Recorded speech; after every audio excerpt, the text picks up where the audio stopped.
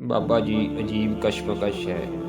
ایک مولوی کہتا ہے بس اللہ کو مانو، دوسرا مولوی کہتا ہے اللہ کو بھی مانو، اللہ کے نبیوں کو بھی مانو، نبی کے صحابہ کو بھی مانو، تابعین کو بھی مانو، اللہ کے ولیوں کو بھی مانو، داتا صاحب کو بھی مانو، بابا فرید کو بھی مانو۔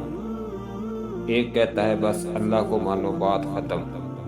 دوسرے مولوی کے پاس اللہ بھی ہے اور ڈھیر سارے بندے بھی، سمجھ نہیں آ رہا کیا کروں۔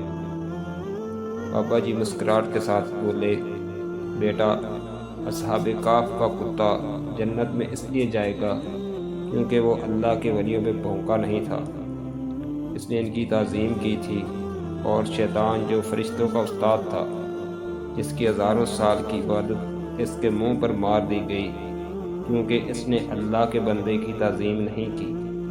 وہ اللہ کو مانتا تھا مگر جس کو اللہ منوا رہا تھا اس کو ماننے سے انکار کیا، اس نے تعظیم نہیں کی آدم کی۔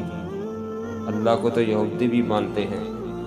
بس بیٹا، اللہ نے بڑے بڑے گناہ گاروں کو بخش دیا، وہ گناہ بخش دے گا، انکار نہیں بخشے گا۔